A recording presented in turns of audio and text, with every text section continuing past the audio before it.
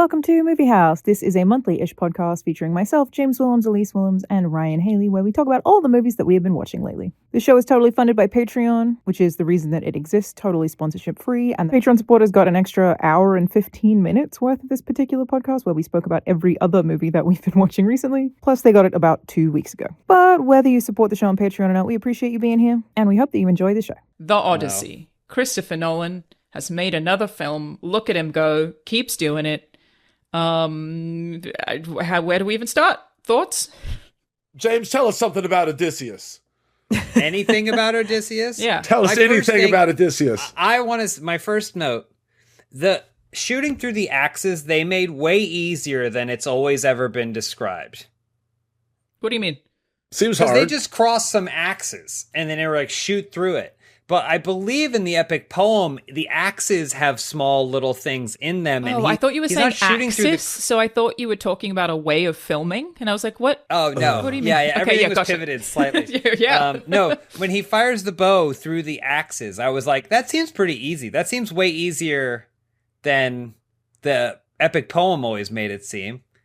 Didn't so that's seem my difficult Odysseus. Yeah. And they didn't have anybody... They didn't have anybody failing really at it. Anyway. Well, have y'all actually read this poem? I mean, I did in school, but not seriously. Yeah, right, that's where I'm at. Yeah. I did in school. It was read to me. Yeah. I've watched a lot of adaptations of the Odyssey. I've seen a lot of different adaptations. There's a 70s film as well. Am I crazy?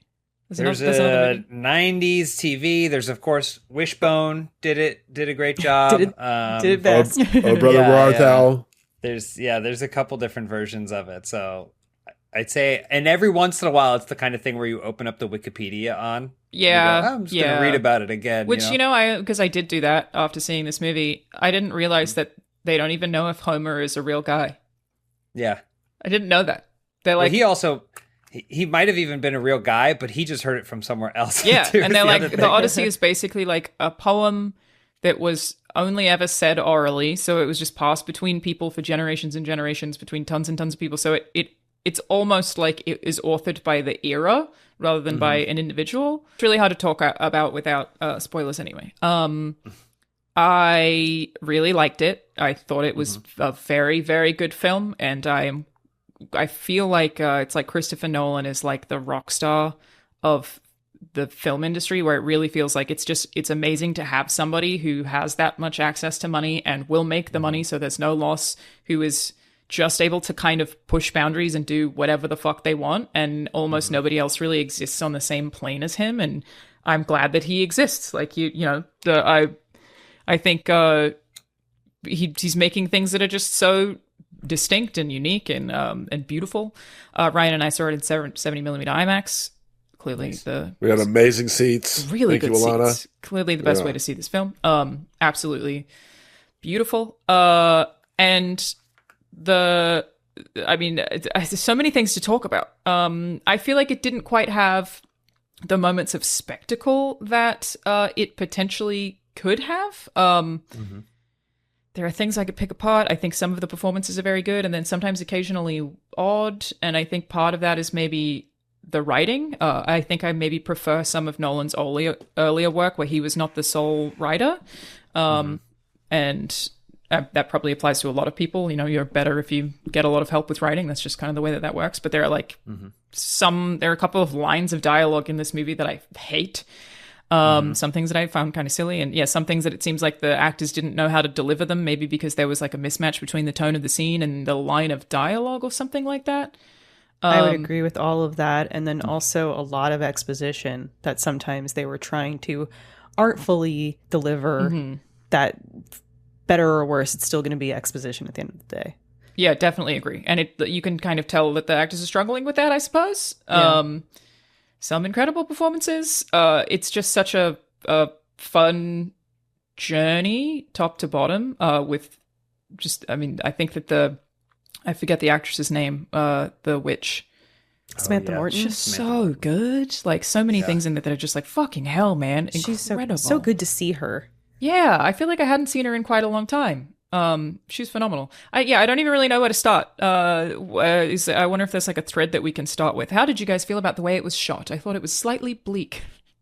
Okay. So I guess because the shot on IMAX is such a major part of this movie.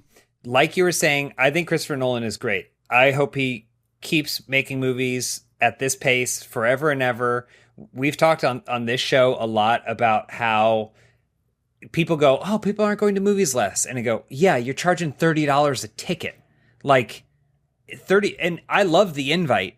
But I'd be hard pressed to tell someone go spend $30 to go see The Invite. That is that's like a $18, $15, $18 movie in terms of the adrenaline pumping, pupils dilating event style of it. And I wish those movies still existed. They should existed more. I think there's just as much value in them as an Odyssey. But it's hard to argue that this isn't an event, and he is making event movies in a somewhat elevated form that are outside of that Marvel Star Wars thing that I think we're kind of getting tired on. And so let him keep doing it because I think it's awesome. I just wish we could have both. Because him shooting on that IMAX, we also saw it in 70 millimeter IMAX. And I was like, wow, this looks really great. Not so great that I feel like these people aren't in the same room with each other, and you have to cover all of their muffled dialogue with soundscape, wind blowing, and loud cups banging in food halls because the IMAX camera is so loud that we cannot. Yeah, which maybe some people may not know is IMAX camera is this huge, very noisy thing, so all IMAX films have to be dubbed. And because the whole thing's shot in IMAX, every line effectively has to be dubbed. And it also, I was going to say that the one thing that I distinctly noticed was there are actually like quite a lot of cuts in this movie where sometimes the scene didn't want it.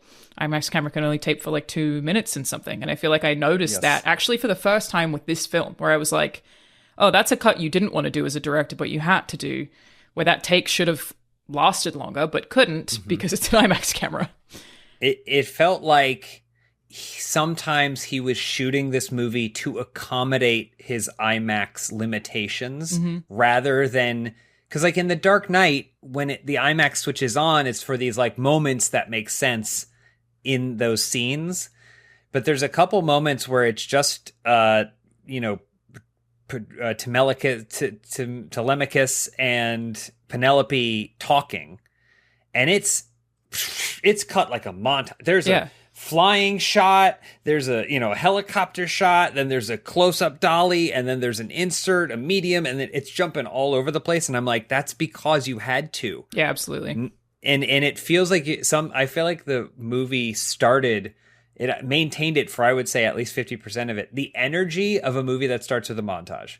Like a lot of movies start rolling and it's like quick cuts because it's trying to get you into the world, and there's going to be a little bit in this time period, and this time period, and this place, and that place. And so you got to kind of jump all around, but it almost never stopped. Even when people are just having like regular conversations. And I was like, please can we just slow down and start being a movie for a little bit? These are criticisms, obviously, but I think these are more criticisms about like locking yourself in with that IMAX camera. I mean, I was saying this earlier. Ryan and I saw it together. The first thing that I said when we walked out was the fucking sound mix again. Yeah, Nolan. Where there's just lines of dialogue that I just didn't understand. And it's also, I guess, like when you know that a movie is very good, it's easier to jump on the criticisms. The movie's very good, so it stands out when things aren't good. It's great. I think it's going to be similar to what I was saying about other Nolan films, where I watched it and I was like, whoa, boy, that was a great experience. That was awesome. I don't know if it's my favorite Nolan film or even in like the top 5, but I'll probably go rewatch it again and like it even more because I'm not trying to wrap my head around it. You know? I mean, it took me a while to, I think partly because of the missed dialogue, actually understand what the core of the film was. And I'm glad I'm not the only one who noticed all the fucking cuts. Like, it really... And is this his first movie that has had this much IMAX? Surely, because like Dunkirk does the same thing as The Dark Knight, where it's just with vistas. Yeah, it's the first movie ever shot entirely on IMAX. Oh, no way. A feature film, yeah. Crazy. Yeah, certainly some limitations in there. Yeah. And some things that look really fucking cool, like that Cyclops. Some shit looks fucking killer. Like very cool. you cannot deny how cool some of those, when they go down to Hades, you know, down into hell, and they're like actually on a beach in Iceland, and they actually have, you can feel it. Like you can feel that they had whatever 80 extras all in costume and makeup there present. You can feel that so much, and that's what I love about his filmmaking. The difference is when you see the clips coming out from Moana, the Moana live action or whatever, and you're like, why even bother? You know, he wants to make one. movies. He wants to make them. The Cyclops, the BTX of the Cyclops puppet, effectively, is so cool. Yes. When they were going up to a cave, they were hiking up with an 80-person crew to that cave. Crazy. Which is nuts to think about. And again, he's like, he really is kind of the only one who gets to do this. Like I said, the same way I feel about Rockstar with GTA. It's like nobody else gets to spend that amount of money, and I'm glad that you're the one to do it and that you exist. Like it's so fucking cool. And Rahul's trained me to see this, and I wish that he hadn't. But like I definitely now will notice whatever the actor's audition scene was, where I'll be like, oh, that's the scene that they made you audition with. And the Elliot Page audition scene is absolutely Hades, because that's like one of the best scenes in the film. And I'm like, that's what Elliot Page auditioned with. That's so fucking good. Like it's just such a good scene. So well done. Looks so cool. Like, Did you like it, Ryan? I really liked it. I mean, for me, my big takeaway is is just how cool it looked. And the fact that kind of something that you were saying was, you know, this is a 3-hour movie, and there was definitely a part, you know, when he's heading back to his home, where I'm like, wow, I'm so in the momentum of this movie. I'm so psyched for the final act of the movie, which I wasn't expecting. For one, you know, I'm not huge into whatever epic sand and sword epics, I guess, you know, but so I was wondering how he was going to make it interesting for a you know, big mainstream audience. And he's so good at picking his own weird niche stories that he knows he'll be able to tell real well. Like you would never think like you know, a movie about Oppenheimer is going to play as well as it did everywhere, and yet somehow he knew that was going to work. And same thing with Odysseus or the Odyssey, where I'm just kind of like, all right, you know, Chris Nolan, you announced this is going to be your big next one. I can theoretically that sounds cool, but also, are you going to be able to make that play for, you know, if it's going to cost $450 million are you going to be able to pull your magic again, basically, and make this a $2 billion her close to it? And somehow I think he's going to, you know, he kind of like the Cyclops scene was so awesome. Her Siri making everyone into the pigs was so cool looking. Whatever Stan so Baker good. stuff. Yeah. Yeah, like it was like American Werewolf in London, but 10 times better and 10 times more. Just all the Trojan horse. Yeah, the Trojan horse scene, the fall of Troy, that entire sequence was amazing. And keep going. Sorry. As you know, I had seen that scene when I went to when I bought a ticket for Avatar and then left Avatar after I watched the Trojan horse. They did it differently in the movie. They cut it differently. They did the setup differently than what I had seen. Because I guess they wanted to conceal that Lupita Nyong'o was in it. She hadn't been announced yet. So the framing device was different for that preview. But just the idea, the grotesqueness that he brings to that horse, of those men being trapped in that for days, pissing and shitting on each other, risking drowning, wiping the blood off the sword when it pokes through and tries to stab them. It was brutal. What a different way of thinking about that horse that I had never thought about in my life. Not giving it wheels, so they had to, because usually I feel like it's always like, ooh, little Monty Python, it's got wheels on the bottom, and they had to drag it. It like, what a different way of presenting that. I never thought about the piss and shit before. You're right. Two. Yeah. You know? I'd be out. I'd be like, guys, open up the horse. I mean, and they were like almost drowning, and that was wild, very dark. But yeah, sorry, Ryan. You're no. That was. Most of it. It was, but the entire, you know, and as you guys know, I'm a huge Darren Aronofsky's Noah head, and to me, this was a movie that had a lot of similarities. Where I just like big biblical looking epic things, but have this supernatural element to it. To me, that makes it fun, and but they also grounded it in what is basically, if correct me if I'm wrong, but yeah, like It's all about just the golden rule, Zeus's law, treating others how you want to be treated. You know what? You would not want to be treated, somebody giving you a present, and then it turns out that it's a bunch of people trying to kill you inside of it. That's not nice. Yeah, can I ask you guys, just because I usually don't journey into the muddy waters of Reddit, but I have been to read people's takes on the Odyssey because I was so interested. What do you think this movie is about, or what is it trying to say? People have been way more conflicted on this than I expected. It's a Christian allegory inside of a Greek poem. Just do others as you would want to be do to others, and if you don't, then you have hell to fucking pay, and you're gonna go get exiled. Is kind of you will unleash this darkness. Poseidon will come out and destroy everyone you love if you sin against others. As a small aside, okay, can I just say, well, that's Cyclops, okay. They get in because the Cyclops leaves the door open for a long time. How did that not happen again? Yeah. And you forgot to close the door. That's a Nolan trick that I always that you don't realize how obvious the solution is because you're in it in the moment. But yes, 100%. He's just he only closes it when they're like. The Cyclops clearly leaves sometimes. Yeah, just wait for him to leave again. Yeah, you don't have to kill him. Now Poseidon's mad at you. Which there are some things that are adapted from the epic poem to, I think, keep up the pace of a movie or move things through that I do think maybe was a interesting call. And that's like one of them. Yeah. Because so much of Odysseus's ego is taken out of this movie. He's definitely a more humble, stoic. He thinks what he's doing is honorable. Honestly, it's just Oppenheimer again.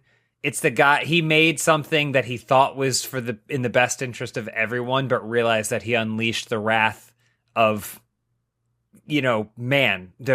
He basically unlocked Pandora's box, and now man can do whatever they want to. Mm-hmm. Yeah. Which I thought, sorry, go ahead. No, yeah, because of his great betrayal. And so that's the theme. And I think that's a great modern theme to pull from it. It felt like AI to me. By still doing other things that the other Odysseus did, like from the epic poem, you're like, why did he turn around and shoot that arrow at him? Like, why did he do that? Just piss him off to just kill like another dozen of his guys for no reason, Like, because why did he do that? He's doing it because he says, well, he killed our men, so that's our code. But you've been breaking code left and right. Yeah, you don't give a shit about code.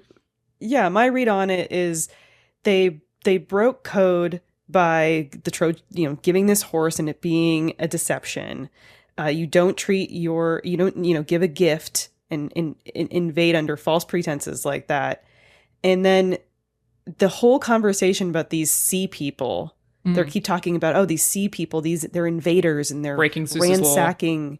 Yeah, and they're breaking law. Like, the idea to me was that Odysseus and the Greeks are the sea people that they're talking about. Like, we're supposed to think that it's the Persians or something. Yeah. No, but it is them.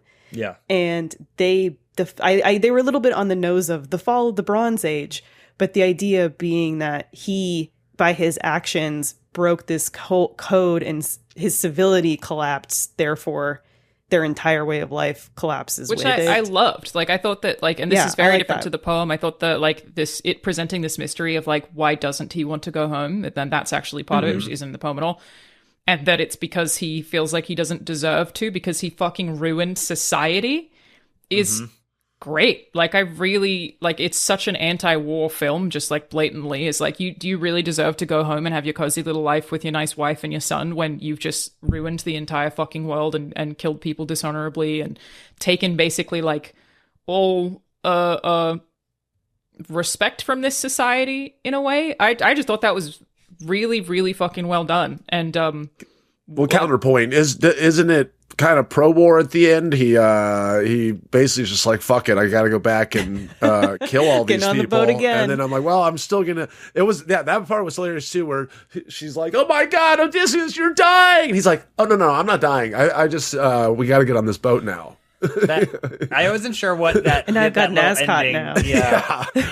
It did seem strange that he was aware that he had survived. Like, right. if in that scene he had accepted that this was the only viable solution, was that like, yes, I deserve death, but then he ends up living. But the fact that he's got like 4 spears in him, and he's like, "Don't worry, I'm not dying." Yeah. Was a little happy ending. It was a little, but I think that's what Christopher Nolan does really well. So he takes something more complicated and he goes, "But what is the Hollywood take on this?" You know, and then he slips it in without us realizing sometimes. Yeah, I mean, that's a fun part of it. even I just think like if you think about the original Odysseus, he's like stoked to fuck over Troy, and then has this really long journey because he's been fucking. Yeah, he's like very proud of it and is like no regret whatsoever, and that is significantly less interesting.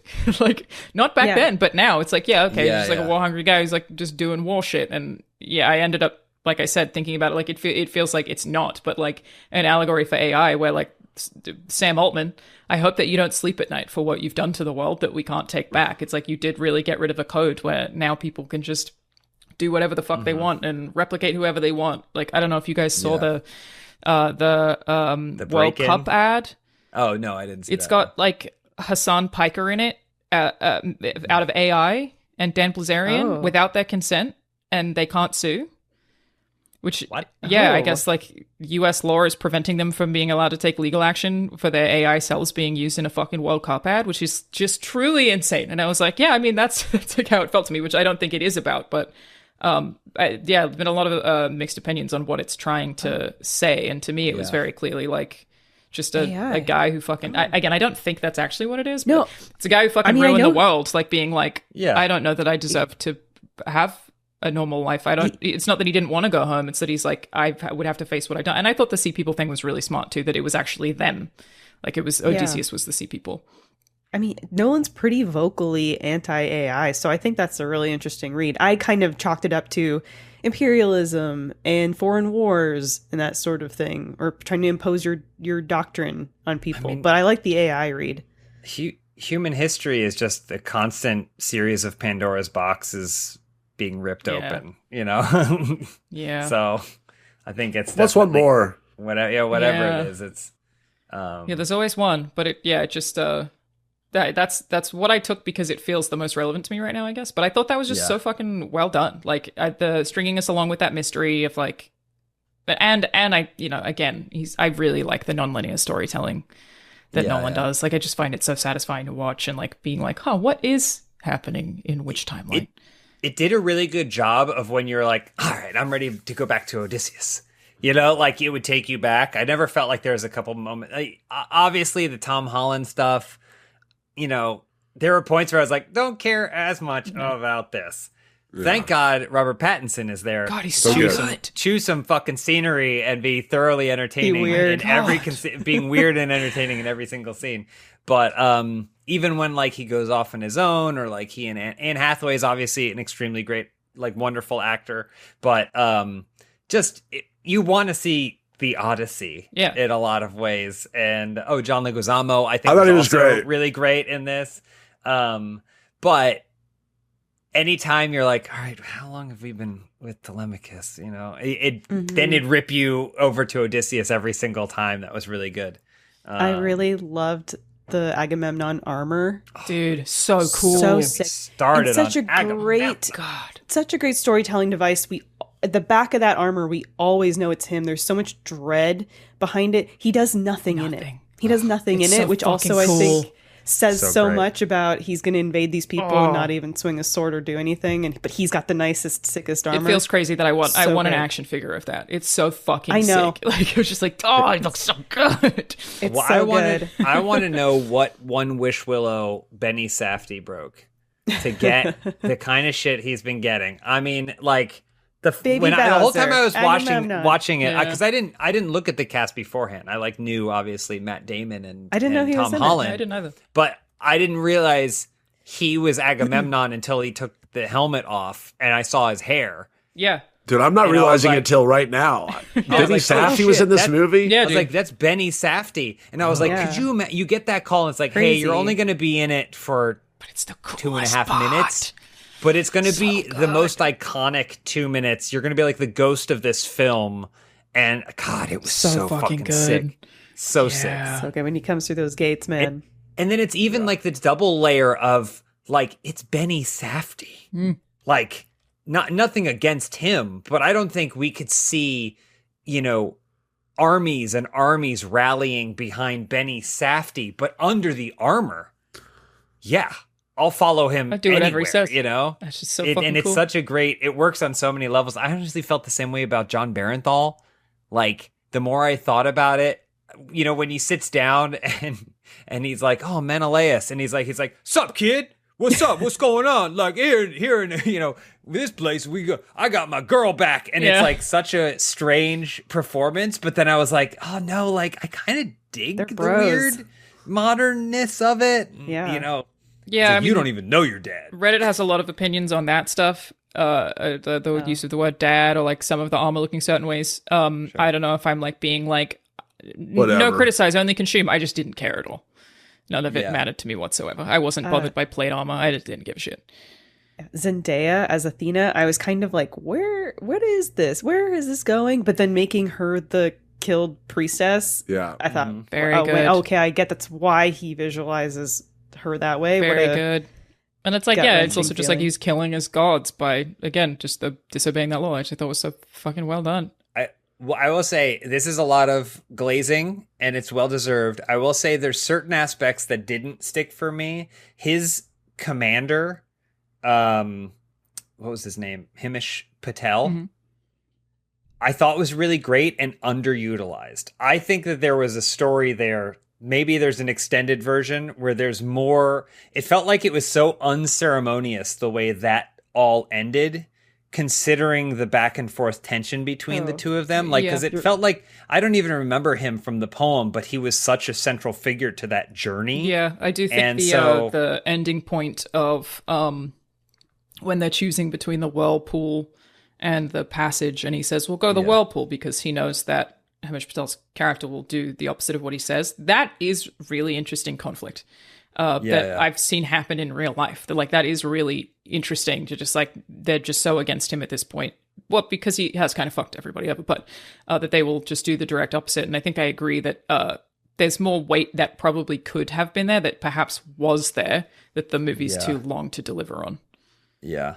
There were a couple scenes that I was like, oh, there's definitely something that could either they did try and dig in and it just didn't come out, or they had to edit it so it wasn't a 4-hour movie. But like definitely stuff with him, because I thought he was extremely standout in this stacked cast. And then also the Giants. Oh yeah, that was great. That was a really cool sequence, but I also didn't entirely understand. It felt like we didn't spend enough time there for me to understand what it was. That was like 5 minutes, maybe? Why it was happening.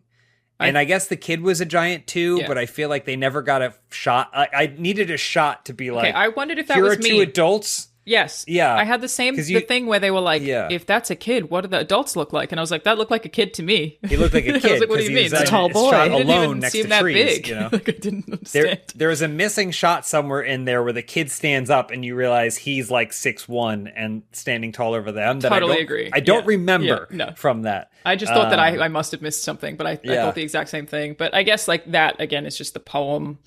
It's just trying to replicate the poem and continuous dialogue. It makes sense with poem Odysseus, who's all about, well, if I'm going home, I'm going to gather as many fucking stories as possible. Like, that's the epic poem Odysseus is all about, well, I'm going to see the world and like, oh, I'm going to tell the Cyclops, Odysseus did it, buddy. You know, like, and then even the stuff with like the sirens, you know, I would have loved to see more of that. I would have liked to see someone be killed.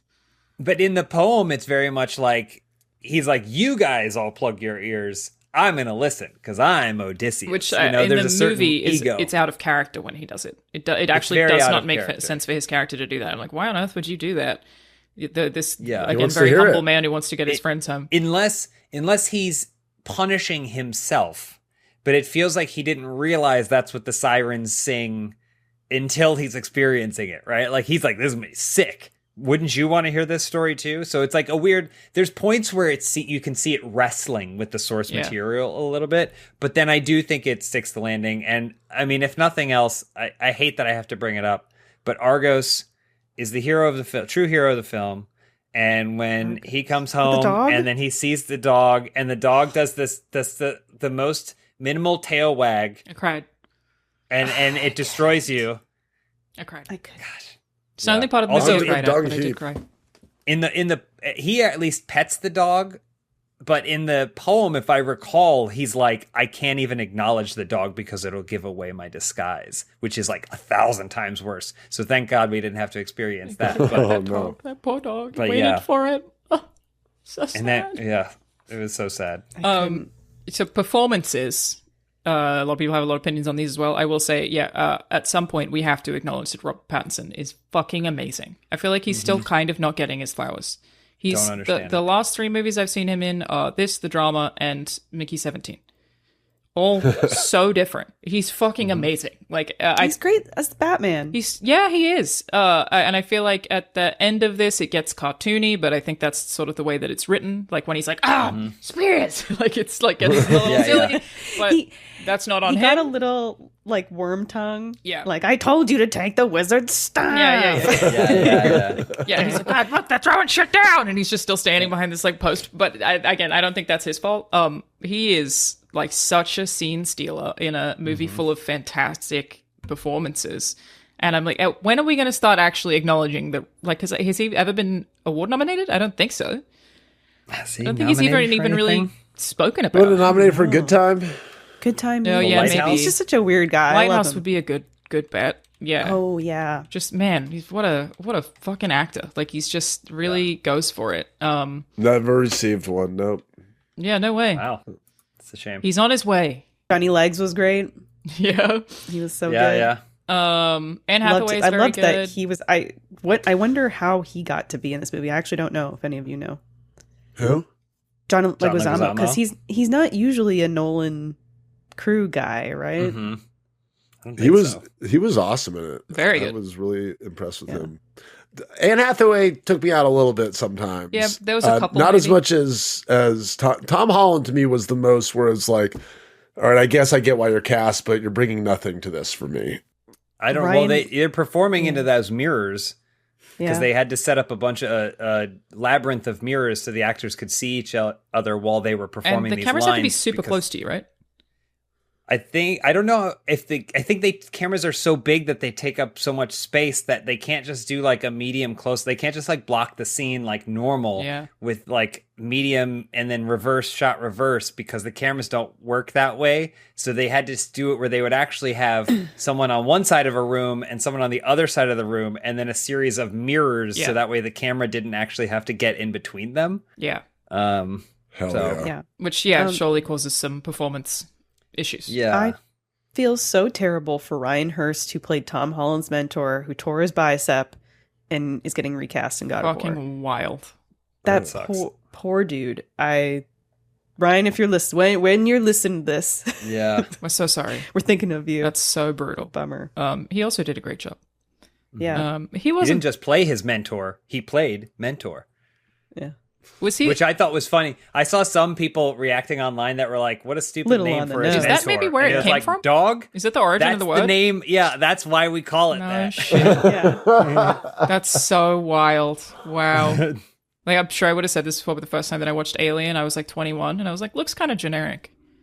And I was watching my friend Max Goebel, who works at IGN, and he was like, why do you think that is? And I was like, oh, it made this whole aesthetic. Yeah. My bad. Yeah, Odysseus sounds a lot like Odyssey. That's you're right. weird. You're right. That's so funny. I'm trying to think. Yeah, anyone else have any thoughts on performance stuff? I think it was maybe like the least consistent of any of Nolan's films, but again, I'm putting that down to IMAX. Yeah. Go ahead. Go Ryan. ahead. I was just gonna say I could have used a little more Charlize Theron siren action, just than her kind of being the soundboard for him to relay his whole life, or the Trigger story that got him memories. here. I guess especially because she's a god, and we never really got why she's keeping him there other than happiness. And I Now, go ahead. Again, it's like it's the adaptation, right? Where like that's such a crucial part of the Odyssey, but in the classic telling of it, it's like, well, it's a woman. Of course, she would trap him there. Like that's as far as anyone had to think at the True. time. And so at least Nolan was like trying to think of like a something, like, Yeah. oh, he washed up and she was trying to nurse him back to health, but then, she knew, So Kind of she made her less of a deranged fangirl. Yes. Yeah, and it was that, like, I guess it seemed like he initially was opting to eat the flowers, even knowing potentially that it was making him forget because he didn't want to deal with what he had done, which is also interesting. Yeah. And I will say she was the only one in this movie that I had an issue with modern face. She's fucking beautiful, but like it was just, I don't think it's Botox she seems to express. It's like, it's genuinely just that she has like really well-shaped eyebrows, I think. That I was like, this woman is not they should have put her in the monster makeup. Yeah. She won the Oscar. Yeah. You showed, like Nicole Kidman in Northman, where it's like, so your face doesn't move. That does not. She's the only one I felt that way about in this movie. Yeah. Is she one of the sirens that was singing? She's Calypso. The god. Yeah. Okay. All right. So she's like a middle tier god, Gosh. enchantress type. Gotcha. The siren scene was great. Would have liked that to be longer. In the actual poem, did Calypso have sex with Odysseus more? Yeah. I'm pretty sure that was all that they did. Yeah, for, just, let me check. Yeah. They could have put that more in the movie. Yeah, could have had more fucking. Does this movie have any fucking? Yeah.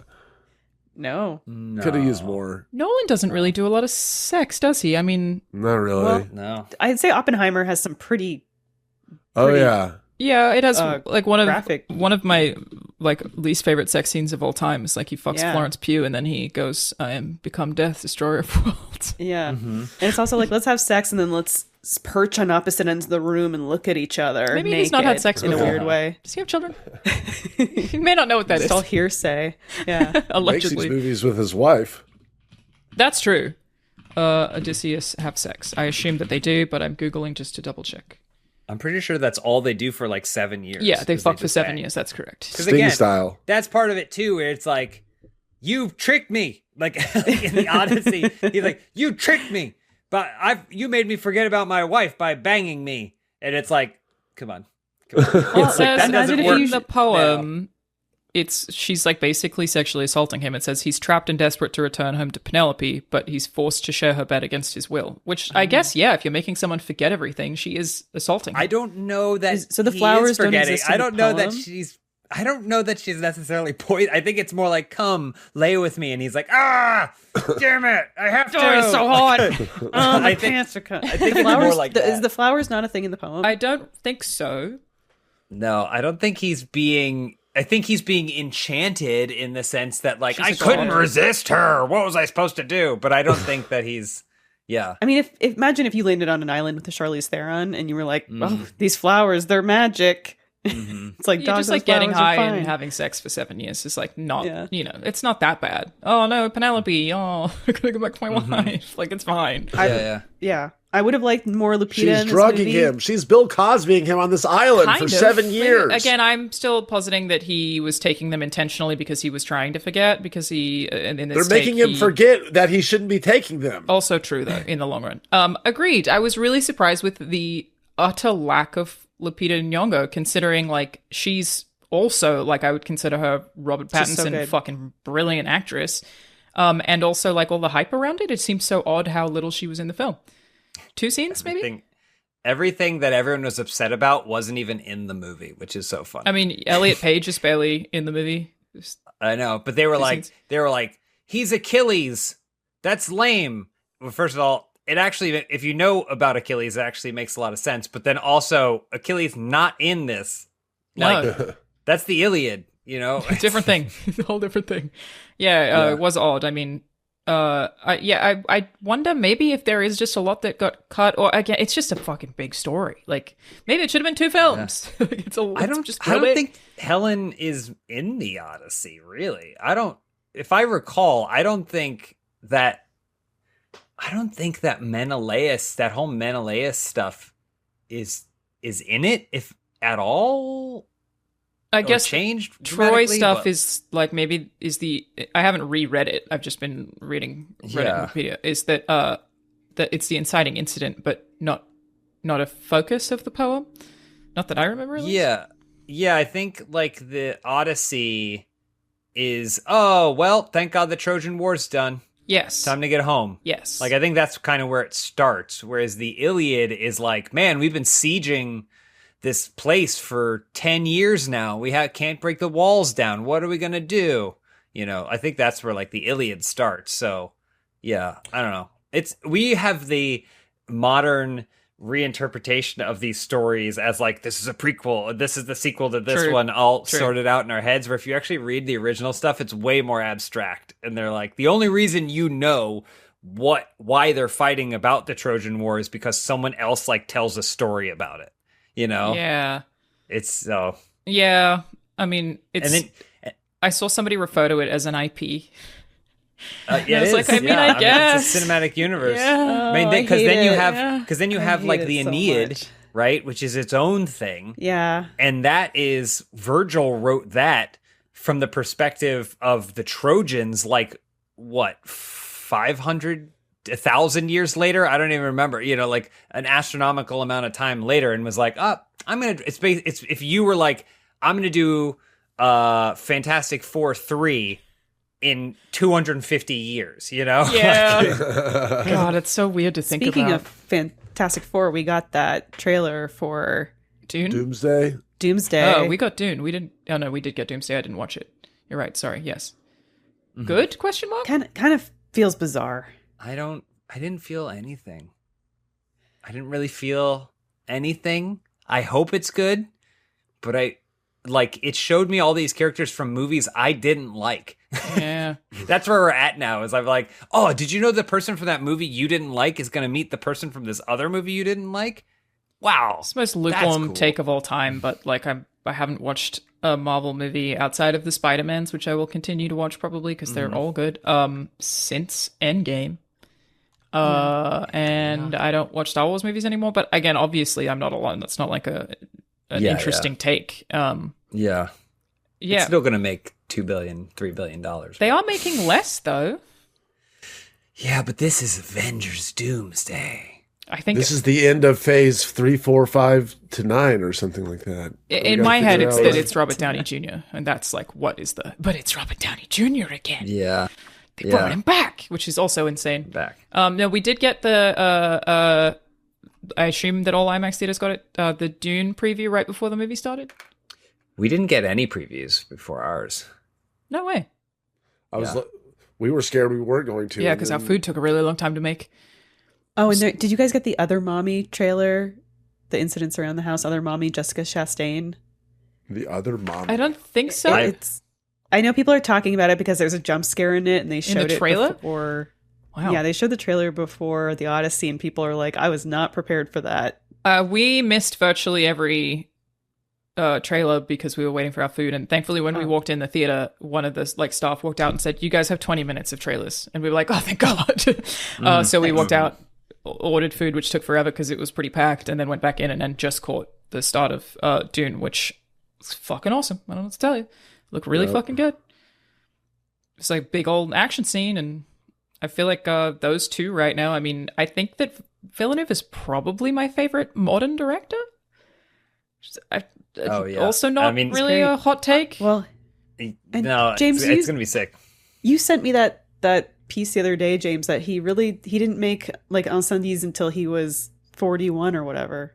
Yeah, someone wrote a whole thing where they were like, I'm wondering, I hope it's not too late for me as a filmmaker. And basically they said, oh, I tried to make this film, but then it wasn't well received. And then I tried this other thing and it just didn't take off. So then I stepped away for a while. And then at 42, I finally made a movie that seemed to resonate with people. And now I'm making all this other stuff. And then someone was like, just kidding. That's actually Denis' story or whatever. And I was like, oh, that's cool. I just want to say about the Odyssey real quick. I Googled Calypso.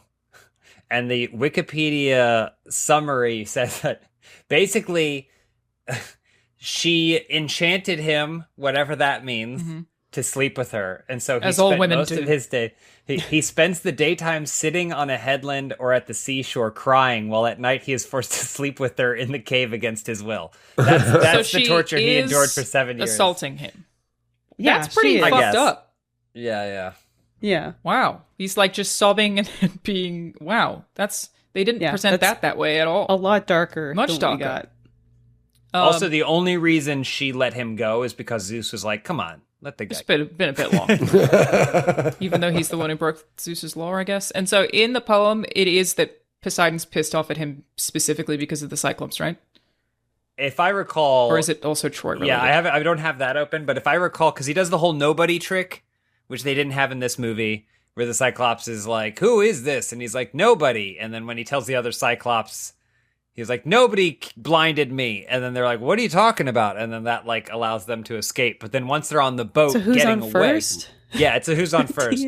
When they're on the boat getting away, Odysseus, because he's an egotistical narcissist or whatever, can't help himself and then shouts back and he goes, by the way, it's Odysseus. And then the Cyclops, whose father is Poseidon, was like, please get revenge. And then they get all the shit waters. Yeah. So that's why it's so hard for them to navigate home. Gotcha. Yeah. Okay. Yeah.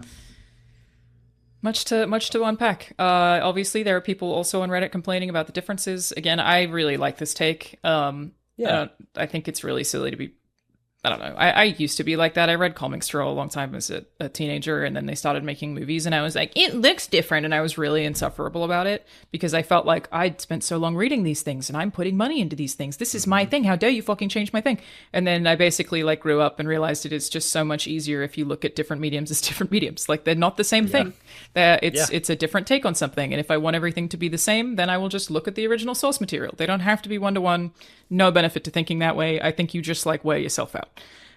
So I think clearly, like it seems like if we have common criticism here, it's that we would have liked certain things to be fleshed out better or been longer in some ways. But I just thought that like the stakes of this or the point of it was frankly much more interesting to me than the original poem, and I left being like, damn, you really said some shit, and that's cool. Yeah. I appreciated I think Homer Nolan. would like it. Yeah, big up Homer. I appreciated Nolan looking at this 1,000-year-old text and being like, what can I pull to make this not just fun, but like have some sort of stake in today? Yeah, definitely required him to completely change Odysseus as a character, but like, I don't care, fine. I don't give a shit. It's completely fine with me. Does anyone else have any closing takes about the Odyssey? Again, it feels like we could talk about it for a very long time because there is so much to say, which almost makes you want to say less because there's just too much. No, go ahead, Ryan. As much as I did like it, I overall I am like, that looked cool. That was cooler than I thought. I was impressed with, his version of the Odyssey today. I don't know how much I'm going to think about it again or really how much of an effect it will have on my life going forward. But I am glad it exists and I think it is good. But in terms of like, it's sticking with me, like, when I first saw Memento the first time where I'm like, oh my God, I'm going to be thinking about this, the implications of this story and just how awesome it was. Like this really affected me. Maybe it was the time I saw it in my life or whatever. But this wasn't that for me. This was like, wow, awesome, epic time at the movies. It makes a lot of sense when you find out how much Christopher Nolan likes the Fast and Furious movies. I know. He like loves those. He loves those movies. He just puts them on all the time for fun. Yeah. And then you realize, even though he wears the suit and there's no chairs and he doesn't have a phone and all these things that make him seem like some sort of auteur, he's still just someone who like likes movies. Yeah, I respect it. Yeah. Did you guys like it more or less than Oppenheimer? Way more. I think I enjoyed it more. I definitely think I had more fun watching it than Oppenheimer. I can see this winning best picture again, to be honest, just all things considered. Hard to compete with. Yeah. Again, it's like GTA winning Game of the Year. It's like, how does anyone compete with the resources that you have and the costs that you have? And he's just got everybody. It's just, But maybe one day he'll learn how to fucking sound mix a fucking film, Christopher Nolan. Man. He's out of his fucking mind. He's worse than Peter Jackson with the 48, 60 frames a second thing, where he's just like, no, trust me, this is good, everyone. I'm going to force feed you America, the world, until you all love it. That's how Chris Nolan is with his sound mix. He's like, guys, this is how it is. This is how sound mixing should be. Muffled and kind of hollow, but trust me, it's going through every his single part of the 5-1. His sound team must hate him. They must be like, really? I would too. I'd quit. A little? It's just so wild. Man. I'll also say there are a couple shots out of focus. Oh, yes. And also there were some focus pulls that were quite bad. Focus pulls that missed. And I'm like, I would say more than the dialogue saying like dad and mom and stuff. Those were the things that were ripping me out of it, like reminding me that I'm looking through the lens of a really loud camera. Happened like a couple times, and I was like. Conversely, focus pulls in the invite, crisp. Oh yeah, crisp. Yeah. Perfectly timed. I love the thought of like there's one where it's like a focus pull on someone in the background and then foreground and then background, because I guess you can't do split diopter with an IMAX camera, and it would have been very cool, but it's completely off. And I just how do you not reshoot that? I don't know. Is it just because it's so expensive? Like I don't know. I don't know. How is that not? Maybe that's the closest you can get it. You know what it might be. I have no idea the process, but he's shooting on 70 millimeter film, which has to go through dailies. It isn't like they don't know. Maybe they didn't see it until the next day. Obvious though, and I agree that's the stuff that takes you out. It is some of that is like technical problems that it's just his commitment to IMAX is the biggest curse that this film faces. We had shit on our film too. We did too. I don't know if you guys did. There was like a point where Anne Hathaway was talking and there was like a piece of garbage like right on her face for like a little bit. Yeah. And then when Telemachus is talking to Menelaus, they're like walking through a very, very loud and breezy orchard. And one shot, every time it went to like a medium wide of them walking towards the camera, there was like a jagged like thing. And I was like, that doesn't happen. No, we definitely had spots on our screen also that like I was like, please don't let that stay for long. That would go away. It's the same kind of thing, which is. I mean, but I guess there's that scene in The Dark Knight Rises where Talia al Ghul dies that everyone makes fun of. You know, where she's like, like that. Like, how did you just not have time to reshoot that? It's possible. Sometimes we gotta move on. Sometimes you just gotta move on. He's like, hey, Vin Diesel would move on, so let's move. My icon, Vin Diesel. We gotta keep going. It's like he's on podcast. It's crazy. All right. Anybody have anything that they would like to promote right now? What have you guys been up to, Elyse? You can always listen to Answer For It every Tuesday on podcast platforms everywhere, YouTube. Follow me at Elyse Willems. I think that's it. Yes, and I do it with Elyse, so that is also where I am as well. I am also currently, as of this recording, the MPW national champion. Hell yeah. Congratulations, James Angel. That's crazy. Yes, James Angel. So if you are interested in seeing James Angel I would really wrestle, like to. On Instagram, James.Willems is where I mostly post when I'm going to have upcoming matches and stuff. So that's probably the best place to follow and see what I will miss those. Can you text us? Rahul and I would love to see. You. It would be really fun. Yeah, absolutely. I mean, even if I can't make it, keep texting them to me. I really would like to see it. It would be super fun. Yeah, you got it. Ryan, how about you? What have you been up to? I've been a man of the theater lately, Alanah. You know, with my Weird Al parody live show. How did it go? Last month. It went fucking amazing. Had so much fun. Packed the house every night. I couldn't make it. Had a great time. Don't worry about it. We'll do some other time. But let's see. This weekend we got a fun Ryan weekend takeover of Minnesota. We're going the Ryans are taking over. Going to break the world record for most people with the same name riding a roller coaster at the same time at the Mall of America. Then we're going to be taking over the Minnesota Twins. It's Ryan Day at the park. They signed a couple Ryans on. Hopefully they'll hit a home run like last time.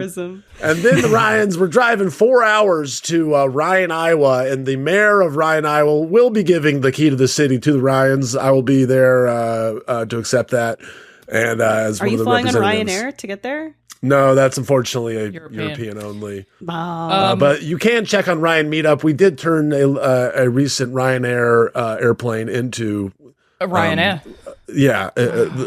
They put Ryan propaganda all over it. Incredible. Who organizes these?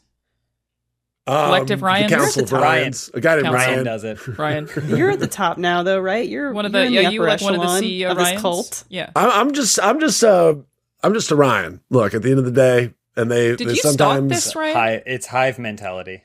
Were you the one who started this? No, Ryan did. Oh. When you guys Ryan are talking knows. to each other, how do you get each other's attention? That's the most infuriating and funnest part of the entire thing is walking in and just yelling Ryan and everyone looking at you and going, "No, you again, Ryan!" Just never gets old, Alanah. Truly magical.